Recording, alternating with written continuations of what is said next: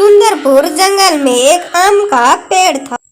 वो किसी को भी अपने डाल पर बैठने नहीं देता था। ठीक उसी के सामने एक सेब का पेड़ था जो बहुत ही अच्छा था। उसने सबकी मदद करता था। एक दिन बंटी कबूतर जंगल से गुजर रहा था। वो चलते चलते बहुत ही थक गया था और जल्दी से आम का पेड़ पर जाकर बैठ गया। ए हटो यहाँ से, मैं आम का पेड़ हूँ। अरे मैं बहुत दूर से चल के आ रहा हूँ। मैं बहुत थक गया हूँ। मुझे थोड़ी देर बैठकर आराम करने दो, फिर मैं आराम करके चला जाऊंगा। जाओ यहाँ से, जाकर कोई दूसरे पेड़ पर आराम करो, मेरे यहाँ नहीं। फिर भी बंटी कबूतर आम का पेड़ का बात नहीं मानता। गुस्से से उस आम का पेड़ बंटी कबूतर को गिराने के लिए अपना डाल जोर जोर से हिलाता है। अरे ये क्या कर रहे हो, मैं गिर जाऊंगा। फिर भी आम का पेड़ हिलाता ही रहता है। एक न एक दिन तुम्हारा घमंड जरूर। ये सब पास ही खड़ा सेब का पेड़ देख रहा था और बंटी कबूतर से कहता है, अरे बंटी कबूतर, आप चिंता ना करिए, यहाँ आ जाइए मेरे डाल के छांव पर और मजे से आराम कीजिए। शुक्रिया, और शाम होने को भी है और मुझे शाम होने से पहले घर भी जाना है। और बंटी कबूतर वहाँ से चला जाता है।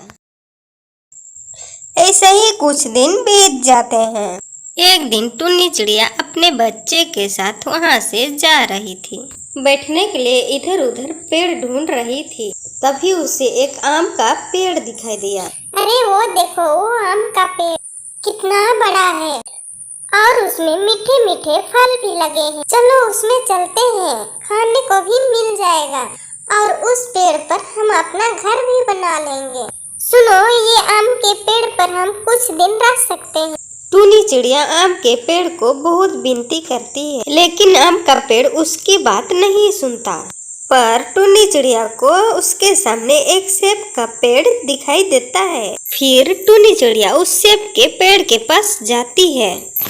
सुनो, क्या हम इस पेड़ पर कुछ दिनों के लिए रह सकते हैं? हाँ जरूर, क्यों नहीं, जितने दिन रहना है रह सकते हो। फिर टुनी चिड़िया उस पेड़ पर रहने और टुनी चिड़िया को रोजाना ताजे ताजे फल खाने को मिल रहा था और ऐसे ही रोजाना चलने लगा।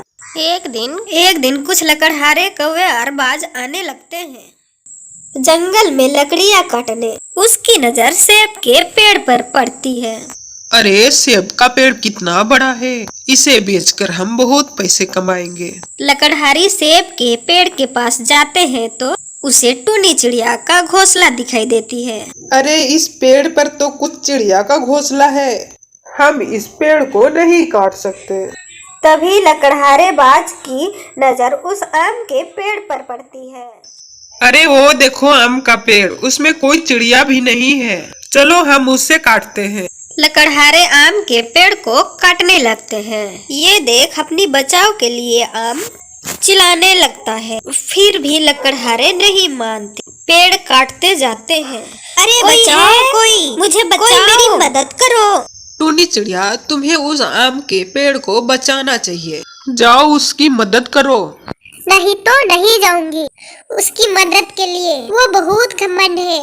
नहीं नहीं टुनी, ऐसा मत करो, ऐसा करोगी तो हमें और उसमें क्या फर्क रह जाएगा। ठीक है, जाती हूँ। उससे बचाने टुनी चिड़िया आम के पेड़ पर जाती है। रुको, इसे मत काटो। नहीं, हमें ये पेड़ को काटना है। तुम जाओ, तुम इन सब में मत पड़ो, जाओ अपना काम करो और हमें भी अपना काम करने दो। तभी टुनी चिड़िया उन पर अपने पंजों से मारने लगती है। अरे ये चिड़िया तो हमें मार ही डालेगी, भागो यहाँ से। शुक्रिया, तुम कितने अच्छे हो, मैं तुम्हें समझ नहीं पाया, मुझे माफ कर दो। मैंने अपने डाल पर तुम्हें रहने नहीं दिया, फिर भी तुम मेरा मदद की, आज से तुम यहाँ रह सकती हो। धन्यवाद बोलना है तो सेब का पेड़ को बोलो, उसने ही हमें कहा तुम्हारी मदद करने, उसी के लिए हम आए हैं और तुम्हारी मदद की। नहीं तो हम तुम्हारी कभी मदद नहीं करते, क्योंकि तुमको बहुत घमंड है। और टूनी चिड़िया वहाँ से चली जाती है। और टूनी चिड़िया के परिवार दोनों पेड़ों पर खुशी खुशी रहने लगते हैं और उसे दोनों पेड़ों का फल खाने को भी मिलता था।